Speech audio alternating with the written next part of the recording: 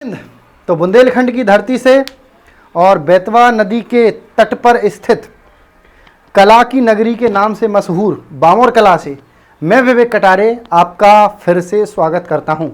तो आज का टॉपिक है अपरिमेय संख्या, इंग्लिश में इसको बोलते हैं इर्रेशनल नंबर।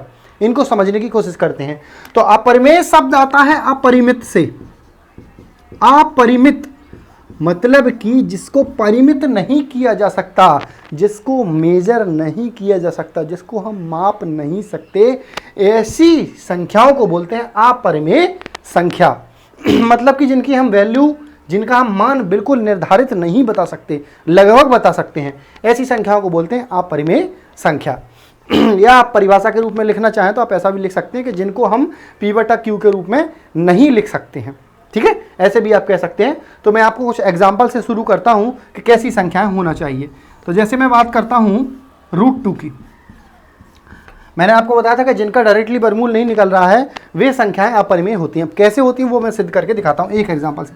√2, तो √2 मतलब कि इसका वर्गमूल हमको निकालना है, तो हम कुछ जीरो यहाँ पे रख लेते हैं, कितनी भी मन से।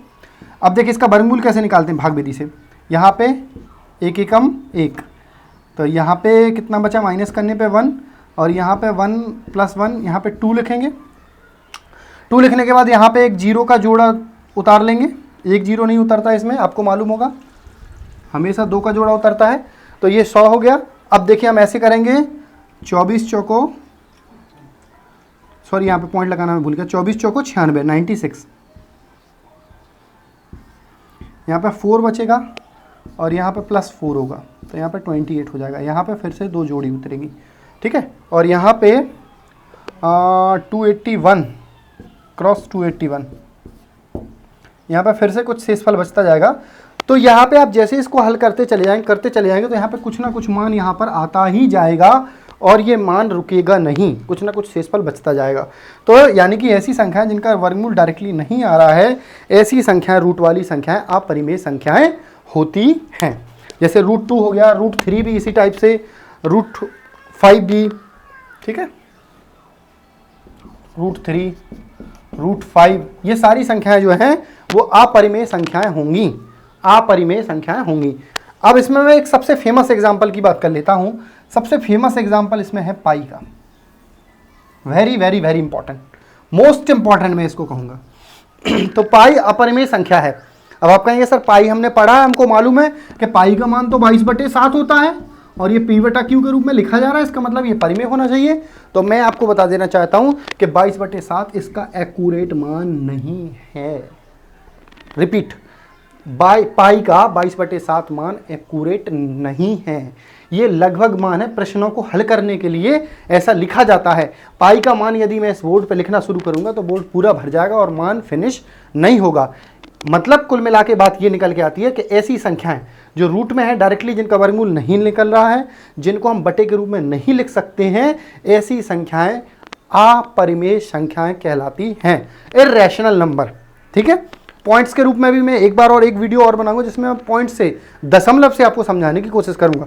उसमें आपके दशमलव वाले पॉइंट बहुत सारे क्लियर हो जाएंगे। ठीक है, तो मैं आशा करता हूं कि आपको ये वीडियो समझ में आया होगा और इर्रेशनल नंबर आप समझ पाए होंगे। अगले वीडियो में मैं शांत और अशांत दशमलव के माध्यम से आपको समझाऊंगा। मेरा भी उद्देश्य है कि शॉर्ट एंड स्वीट, कम शब्दों में आप ज़्यादा चीज़ें समझें। तो ये उदाहरण जरूर आप देख लीजिए, वेरी वेरी वेरी इंपॉर्टेंट है। याद रखिए, रूट में संख्या है, डायरेक्टली वर्गमूल नहीं निकल रहा है, वो अपरिमेय होगी क्योंकि शेषफल बचता जाएगा और ये पॉइंट्स आगे बढ़ते चले जाएंगे। तो दशमलव के बाद ये संख्या शांत नहीं होगी, कैसी होगी, प्रायः अशांत। तो अपरिमेय संख्या जितनी भी होती है वो अशांत होती हैं, अशांत। इसका उल्टा सही नहीं है, अशांत सभी अशांत अपरिमेय नहीं होती, लेकिन अपरिमेय जितनी होती हैं वो अशांत होती हैं। तो मैं आशा करता हूँ आपको समझ में आया होगा। और एक फैक्ट भी मैं आपको बता देता हूँ साथ में कि जैसे मैंने शुरुआत में बोला था, बेतवा नदी के तट के किनारे मेरा नगर स्थित है। तो बेतवा नदी है मध्य प्रदेश की, उसे गंगा कहा जाता है, मध्य प्रदेश की गंगा कहा जाता है बेतवा को। अब आपको कमेंट सेक्शन में बताना क्यों कहा जाता है, किस आधार पर बेतवा को मध्य प्रदेश की गंगा कहा जाता है। और बेतवा का एक नाम बेत्रवती है, पौराणिक नाम बेत्रवती है। प्लीज़ आप इन पॉइंट्स को याद रखें। Thank you very much. आपको वीडियो अच्छा लगे तो लाइक करिए, शेयर करिए, कमेंट करिए और कोई भी सजेशन हो तो ज़रूर भेजिए। Thank you.